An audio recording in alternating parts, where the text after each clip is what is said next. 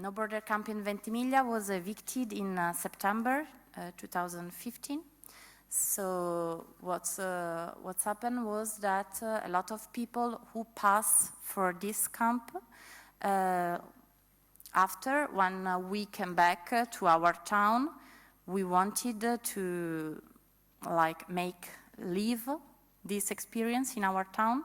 So we decided to create similar free spaces in a lot of towns. In Italy, a lot of town open free spaces to continue this struggle. And in Marseille, it's true that it's happened more or less the same thing. The Mamba, the collective in which I'm involved, was really born connected to this experience.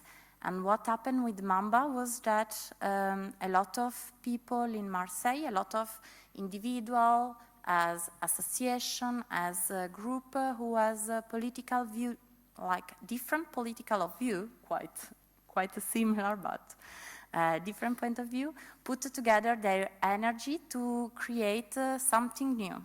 And this something new was materialized with an occupation.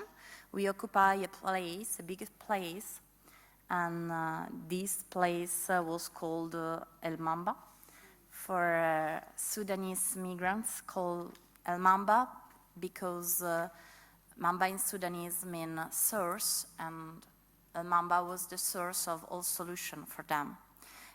In the beginning, the collective was called Collectif Soutien Migrant 13, and after we changed the name of El Mamba. So in the Mamba, we organize a lot of activity. There was, because El Mamba was evicted in April 2016. So for 7 months, we organize one open meeting per week in which almost 100 people assisted to this hebdomadary assembly, in which we discuss of a lot of practical issues and political action. We organize various groups to give legal advice and help for asylum seekers, for people who pass from Marseille, to sharing information with them and at least give them this information, and the follow-up of all people who claim asylum in France and decide to stay in Marseille. This was the juridical group. There was a group who provide accommodation for people who were passing through Marseille and for those who decide to stay. French classes, meeting with other similar informal group supporting the struggle of migrants. We made a meeting with a group in the region and with a group from a different country. And we organize a lot of, we are organizing, in despite that we haven't a place now, a lot of social activity like cultural events, discussion, football, basket, dinner. We try to make a dinner like a collective kitchen in places in which associations are doing that in Marseille. There was a music group who is begin and who is continue to play, Lemetec, and clothing sale. A lot of activity were organized in the Mamba. Now we try to organize in other places because from April what happened was that every time we try to occupy another place, for sure police evict us in an illegal way, because in France there's a procedure. Normally you have to do this. You can evict a place, but following the law. But we were evicted without this schema a lot of time. But it was clear that it was a repression act because a place we we occupy now is occupied by other people, but they can stay. It's just, no. Voila. So we continue without a place, and we continue our activity. I want to talk today about the fact that, yes, we are a city of transit, Marseille, and it's sure Mamba was born directly connected with the transit from Italy to the north, but in the last month we know another kind of transit from the north to the south. What's happened is now that a lot of people who, well, normally, okay, all people from Italy want to go to Calais, to Paris, to Germany, to Sweden, so pass from Marseille. Someone decided to stay, so they are with us, a lot of people. But now a lot of people came back to Marseille. And between them, we can make a distinction. There are the ones who won't come back because they experience Calais, they experience Paris, they don't like it, and decided to settle down in another place in which they found nice people, for example. And the other people who are coming back are the ones who are forced to move to a retention center in the south. And the other are the ones who are convinced to move to a temporary center in the south.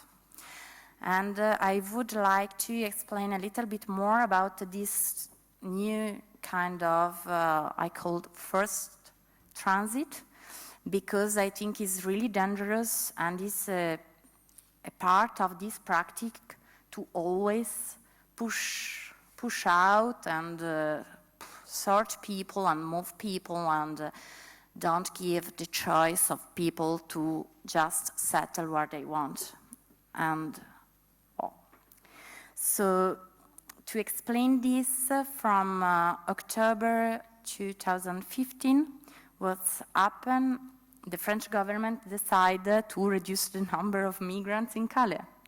So the first idea they had, it was to put a lot of people in buses, car, and take them to the retention center in all parts of France. But this wasn't really successful at all, because almost people who were imprisoned in this center, retention center, stayed there like a few days until the decision of a judge who said, you are free. It's completely legal, that. So they go out of the retention center and they go to the station and they come back to Calais, like it's normal. So we assist in Marseille to a paradox situation in which the employees of SNCF, the French train service, let migrants travel without tickets on their way to Calais. They said because the government gave instruction to facilitate the travel of these migrants. Yeah, the one who had been liberated for the justice decision after being imprisonment for the minister decision. It was completely crazy. So this forced operation to reduce the number of people in the jungle don't work.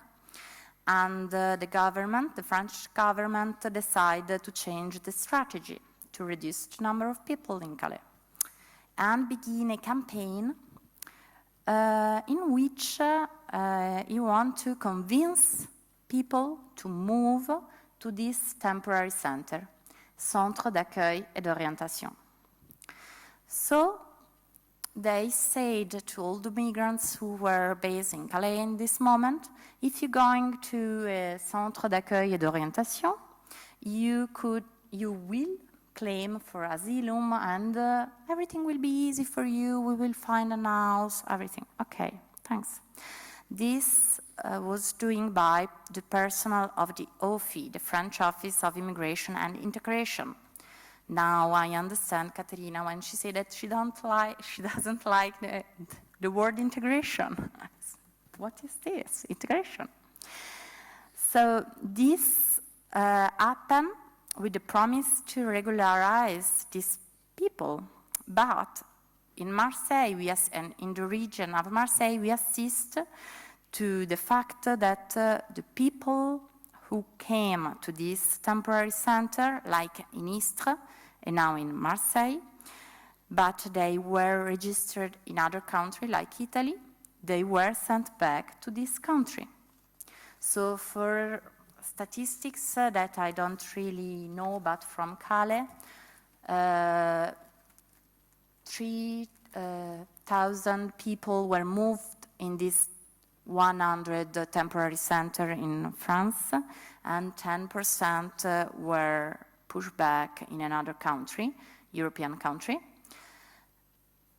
At least 10% is something completely crazy, because you, government, promised them to claim asylum and you are not doing so. So in this crazy example of how policies don't have anything to do with human dignity and respect of human rights, there's a friend, his name is Mohamed, he's from Sudan.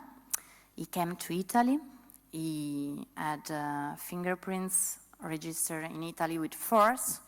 A lot of people who came now in Marseille, almost 99%, now has fingerprints in Italy, because European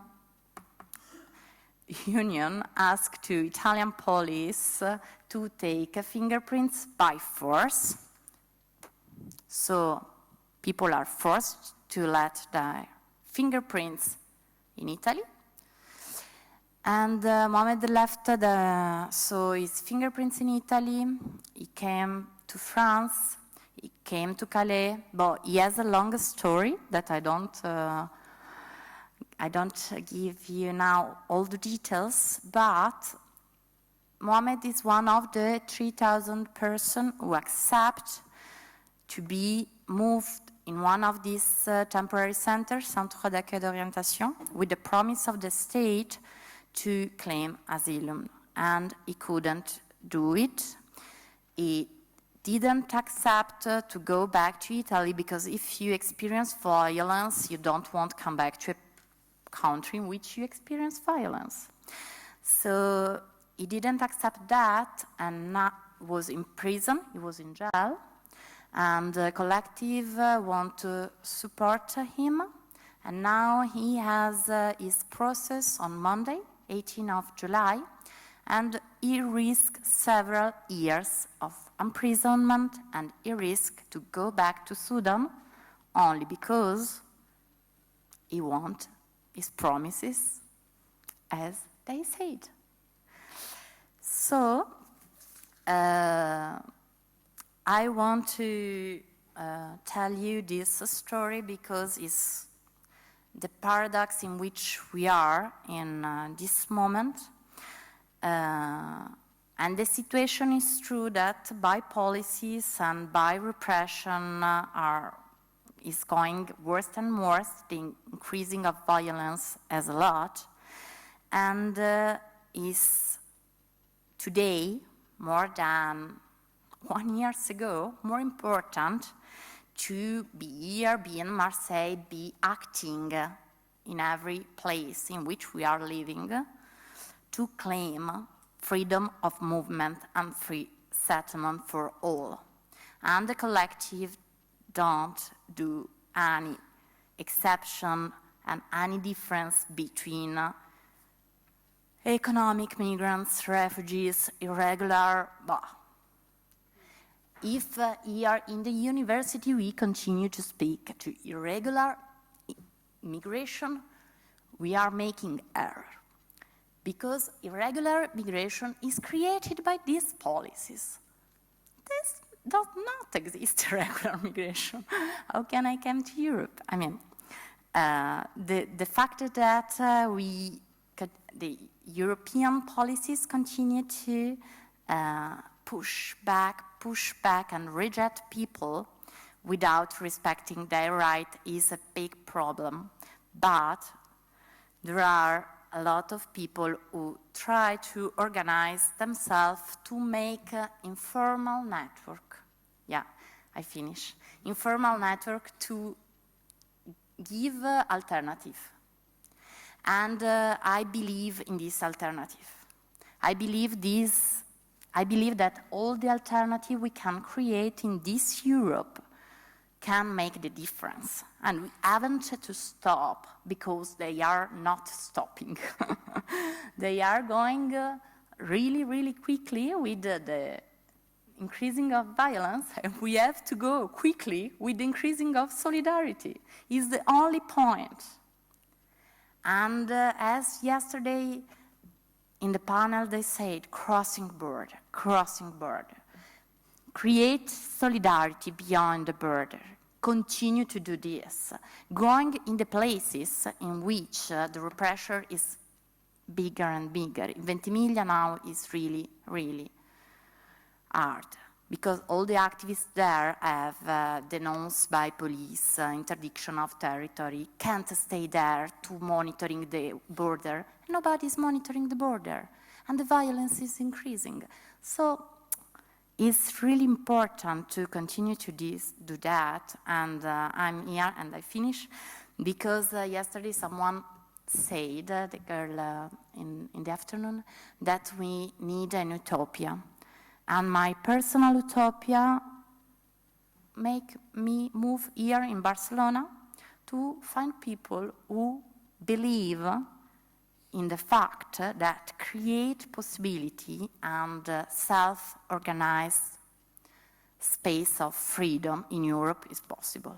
Thanks.